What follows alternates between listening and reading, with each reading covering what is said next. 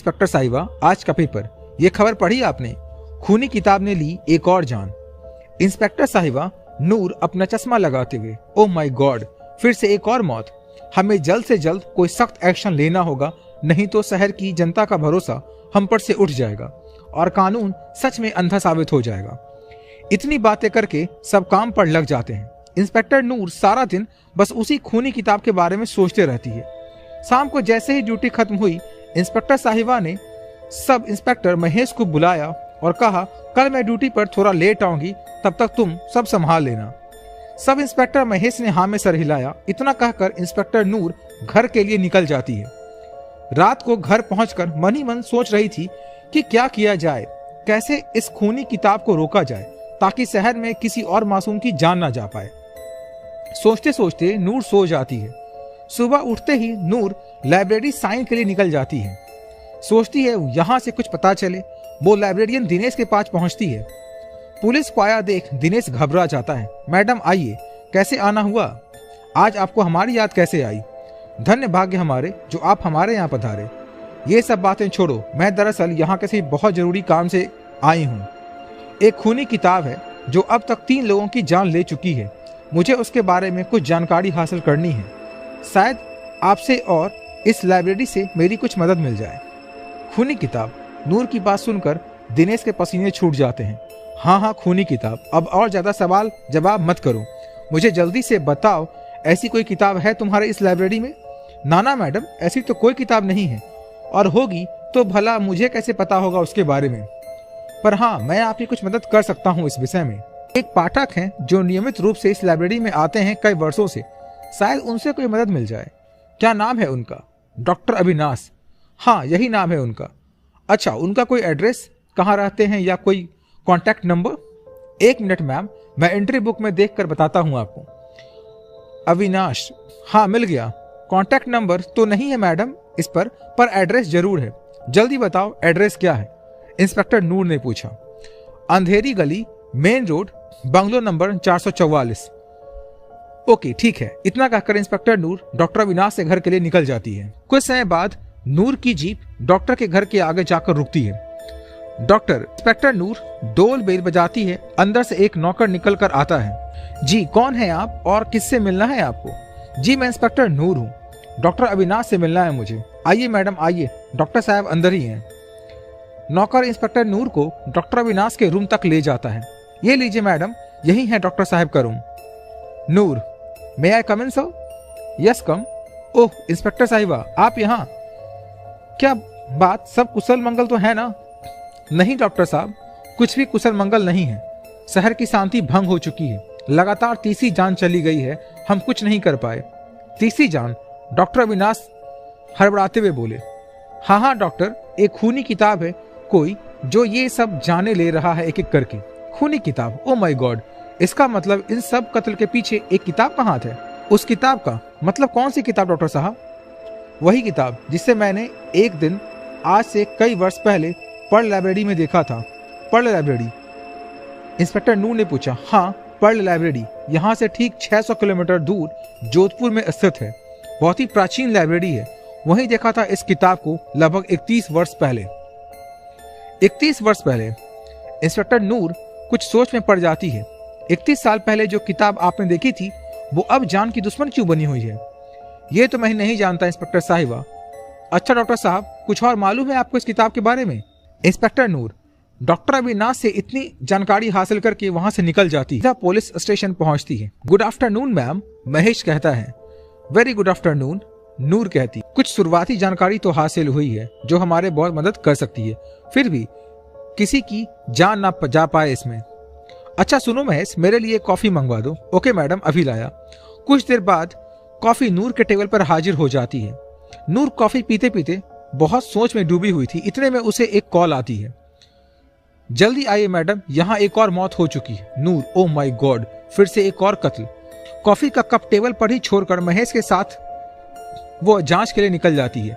जैसे ही वहां पहुंचती है, बहुत भीड़ लगी हुई थी वहां। जैसे तैसे इंस्पेक्टर नूर भीड़ को एक तरफ करके उस लाश तक पहुंच जाती है। ओ माय गॉड, यह भी मारा गया। वो लाश एक 23 साल के युवा की थी। इंस्पेक्टर नूर को कुछ समझ नहीं आ रहा था। वो वहां से फिंगरप्रिंट इकट्ठा करके थाने पहुंचती है। लाश को पोस्टमार्टम रिपोर्ट के लिए शहर के सिटी हॉस्पिटल में एम्बुलेंस से भिजवा दिया जाता है।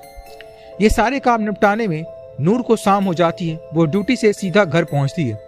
बेड पर लेटे लेटे सोच रही थी कि अभी मुझे और ज़्यादा देरी ना करते हुए लाइब्रेरी पढ़ के लिए निकल जाना चाहिए। वो रात के 10 बजे कांस्टेबल महेश को फ़ोन करती है। सुनो महेश, मैं कल सुबह 3 दिन के लिए जोधपुर जा रही हूँ, तो चार्ज 3 दिन तक तुम्हारे हाथ में है और तुम्हें ही यहाँ पीछे सब संभालना होगा।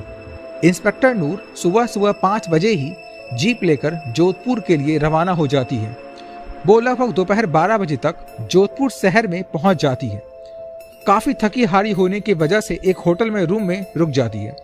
सबसे पहले रूम में मुंह हाथ धोकर फ्रेश हो जाती है, फिर पास रखे फ़ोन से एक कॉफ़ी और कुछ खाने के लिए ऑर्डर करती है, क्योंकि अब तक उसे बहुत भूख लग रही थी। वेटर कॉफ़ी लेकर रूम में प्रवेश करता है और चाय और कुछ खाने का सामान टेबल पर रखकर वहीं साइड में खड़ा होकर इंस्पेक्टर नूर की तरफ देखने लगता है। अबे यहाँ खड़ा होकर मेरा मुंह क्या देख रहा है? अब जाना यहाँ से। जी मैडम, वो मेरी टिप। क्या साले तू एक पुलिस वाले से टिप लेगा? वेटर को डांटने पर वो वहां से डर के मारे खिसक जाता है। कॉफी पीने के बाद नूर उस नंबर पर कॉल करती है, ये पूछने के लिए कि लाइब्रेरी पर शाम को किस टाइम खुलती है। पता चलता है कि लाइब्रेरी आज इवनिंग में बंद है। सुबह नूर लाइब्रेरी पर्ल के लिए निकल जाती है। इंस्पेक्टर नूर लाइब्रेरी पर्ल को देखकर अचंभित हो जाती है। उसने देखा कि ये लाइब्रेरी तो बरसों पुरानी है और फिलहाल तो एक जर्जर इमारत में तब्दील हो चुकी है। साफ सफाई का कोई खास व्यवस्था भी नहीं थी और उसको देखकर ऐसा लगता है शायद ही यहाँ कोई आता होगा। नूर अंदर जाती है और डायरी में एंट्री करवाती है और लाइब्रेरियन को सब मामला समझाती है। फिर वो वहां पर पड़ी एक लकड़ी की मेज पर बैठ जाती है। तब तक लाइब्रेरियन खूनी किताब को ढूंढने में व्यस्त था। लाइब्रेरियन खूनी किताब को हर जगह ढूंढता है। उसने सारी लाइब्रेरी को छान मारा, लेकिन उसे किताब कहीं नहीं मिल पाई। आई एम सॉरी मैडम, खूनी किताब लाइब्रेरी में नहीं है। व्हाट? खूनी किताब लाइब्रेरी में नहीं है? इसका क्या मतलब? तुमको अंदाजा भी है तुम क्या कह रहे हो? यहाँ पर लोगों की जान पर बात आ गई है और तुम कह रहे हो कि किताब लाइब्रेरी में ही नहीं है। तुम्हें पता है कितनी कीमती है वो किताब हमारे लिए? एक आखिरी ही वही रास्ता बचा था जिससे और खून होने से रोक सकते थे हम। आखिरी रास्ता भी बंद हो गया। पता नहीं अब क्या होगा, कितनी और जाने जाएंगी। और इंस्पेक्टर नूर को अब सोच सोच के सर दर्द करने लगा कि आखिर ये खूनी किताब गायब हो गई तो कहाँ? अब कैसे पता चलेगा कि ये हत्याएं किस वजह से हो रही हैं और क्यों? मुझे कुछ तो करना होगा, वरना सारे पुलिस डिपार्टमेंट की इज्जत मिट्टी में मिल जाएगी और जनता हमें जूतों से मारेगी, वो बात अलग। पर करूं भी तो क्या करूं? कैसे ढूंढूं इस खूनी किताब को और यह पता कैसे करूं कि लोगों की जान कैसे बचेगी? इंस्पेक्टर नूर वहां से सीधा होटल के रूम में पहुंचती है। वहां सोच में डूबी हुई है। तभी उसको याद आता है कि क्यों ना मैं गूगल का इस्तेमाल करूं, शायद कोई बात पता चल जाए उस किताब के बारे में। नूर ने गूगल पे सर्च किया तो बस इतना लिखा आया कि यह एक खतरनाक किताब है जिसने बहुत से लोगों की जान ली है। इसके बारे में इतना ही बताया जाता है कि इसकी संपूर्ण जानकारी कैलाश के पहाड़ों में उपलब्ध होगी। इंस्पेक्टर नूर वहां से सीधा कैलाश के लिए निकल जाती है। लगभग 6-7 घंटे के बाद वहां पहुंचती है। जंगलों के रास्ते से होते हुए चारों ओर बस पहाड़ ही पहाड़ और कुछ भी नहीं। बड़ी बड़ी ऊंची ऊंची चोटियां थी हर तरफ। नूर को कुछ समझ में नहीं आ रहा था कि वो किस ओर जाए। वहां पहाड़ी पे बस चंद साधु ही बैठे थे, क्योंकि आम जन का वहां आने जाने पर पाबंदी थी। नूर एक तरफ गाड़ी रोककर एक साधु के पास जाती है। प्रणाम बाबा। प्रणाम बेटी। बेटी कौन हो तुम और इन पहाड़ियों में क्या कर रही हो अकेली? बाबा, मैं पुलिस इंस्पेक्टर हूँ। तो बेटी यहाँ क्या अपराध हुआ है, तुम बताओ जो तुमको यहाँ आना पड़ा? नहीं बाबा, अपराध यहाँ नहीं हुआ है, बल्कि यहाँ से कोसों दूर हुआ है, और वो भी ऐसा अपराध जिसको रोकने में पुलिस भी असमर्थ साबित हो रही है। पर ऐसा क्या हुआ बेटी? साधु ने पूछा। बाबा, कोई खूनी किताब है जो लोगों की जान ले रही है। क्या खूनी किताब? ऐसा कैसे हो सकता है? खूनी किताब तो कोहराम मचा देगी, पर ये लोगों तक कैसे पहुंची? वो तो मुझे नहीं पता बाबा, पर हाँ, वो जान पर जान लिए जा रही है। पर बाबा आप ये बताइए कि आप क्या क्या जानते हैं खूनी किताब के बारे में? बेटी, बरसों पहले एक महान तपस्वी हुआ करते थे जिनका नाम कालजयी हुआ करता था। हमेशा तपस्या में लीन रहा करते थे। कई वर्ष की तपस्या के कारण उनकी तपस्या से खुश होकर भगवान शिव ने स्वयं उन्हें एक किताब दी थी जिसमें बहुत सी शक्तियों का उल्लेख था, जिसे पढ़कर कालजयी जो चाहे वो कर सकता था। पर धीरे धीरे कालजयी को अपनी उस तपस्या से हासिल की गई मायावी किताब पर अहंकार आने लगा था, जिससे उसको लगा कि उसके जैसा पराक्रमी और मायावी कोई नहीं है। इसलिए तब भगवान शिव ने खुद गुस्से में आकर उसको श्राप दिया कि मैं तुमसे ये मायावी किताब छीनकर धरती पर फेंक रहा हूँ और तुम आज से बिल्कुल भी आम आदमी की जिंदगी जियोगे। और हाँ, तुम्हारे पाप कर्मों का फल तुमको तब तक भुगतना होगा जब तक कोई नेक दिल इंसान इस किताब को कैलाश तक ना पहुंचा दे। और सुनो, तुम्हारी ये किताब जो कोई भी खोलेगा, खोलते ही वो मृत्यु को प्राप्त हो जाएगा और आज से ये मायावी किताब खूनी किताब के रूप में जानी जाएगी। अब तुम्हें ये दंड भुगतना ही होगा। साधु की बताई सारी बातें ध्यान से सुनने के बाद तो बाबा आप ये बताइए कि इस किताब को ढूंढे कहाँ, जिससे जल्दी से जल्दी इसको कैलाश तक पहुंचाया जा सके। बेटा देखो, इस ब्रह्मांड में हर चीज का अस्तित्व है। जैसे तुम यहाँ मेरे सामने शरीर रूप में विद्यमान हो, तुम इस वायु या यूं कहो कि इस वातावरण में भी एक सूक्ष्म रूप में हमेशा विद्यमान हो। पर बाबा इस बात का क्या अर्थ हुआ? इससे हमें कौन सी मदद मिलने वाली है?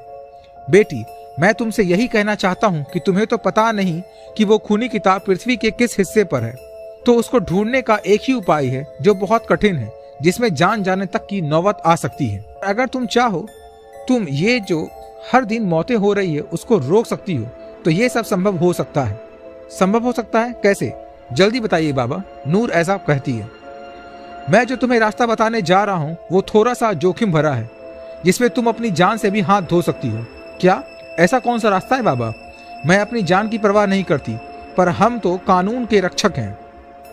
अपनी जान पर खेलकर हर नागरिक की रक्षा करना हमारा धर्म है। हम अपनी जान बचाने के मोह से अपने कर्तव्य से पीछे नहीं हट सकते। जो भी रास्ता है, चाहे वह कैसा भी हो, हम चलने को तैयार हैं। आप साफ साफ बताइए कि कौन सा रास्ता है जिससे यह रोज हो रही तबाही को रोकने में मदद मिले। समय यात्रा का रास्ता। समय यात्रा?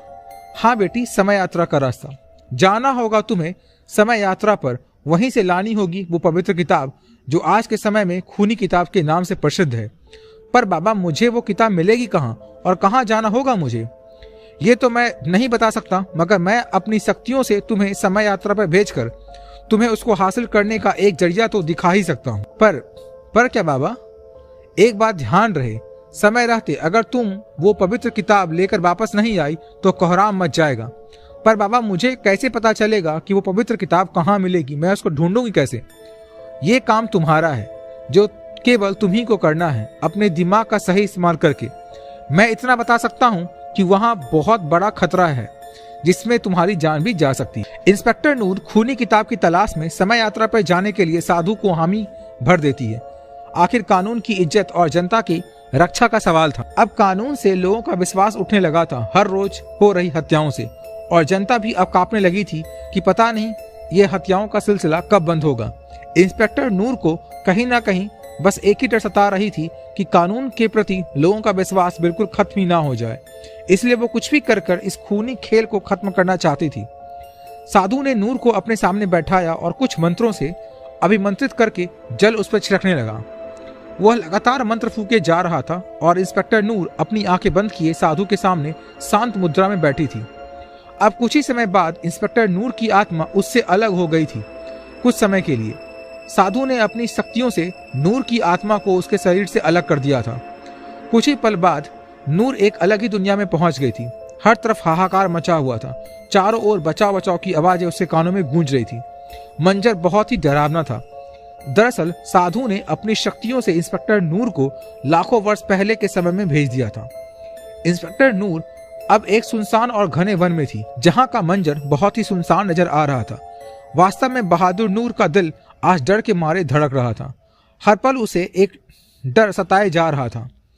उसे इसी बात की चिंता थी कि वो आखिर कहाँ आ गई है, और अपने चारों तरफ नजर दौड़ाई तो कोई भी नजर नहीं आ रहा था।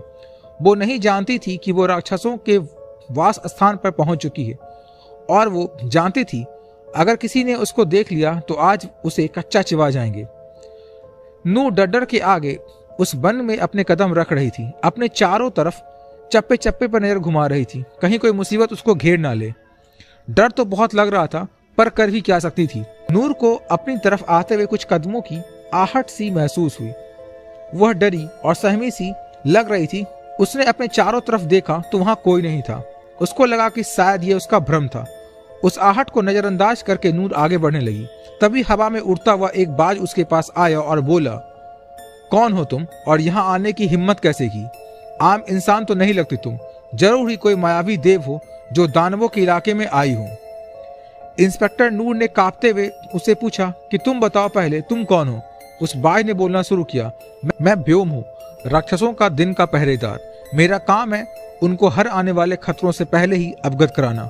मुझे लगता है कि तुम यहाँ जरूर किसी का वध करने आई हो, क्योंकि देव इस दिशा में आने की हिम्मत ही नहीं करते, और तुम मुझे कोई मायावी लगती हो जो यहाँ किसी उद्देश्य हेतु आई हो। नूर ने कहा, देखिए व्योम जी, मैं कोई मायावी नहीं हूँ, बल्कि एक इंसान हूँ और यहाँ किसी कार्य के लिए वर्षों आगे के समय से यात्रा करके इस समय में आई हूँ। मूर्ख लड़की, मुझे मूर्ख बना रही हो। इन झूठी बातों से तू जरूर कोई तबाही करने आई है।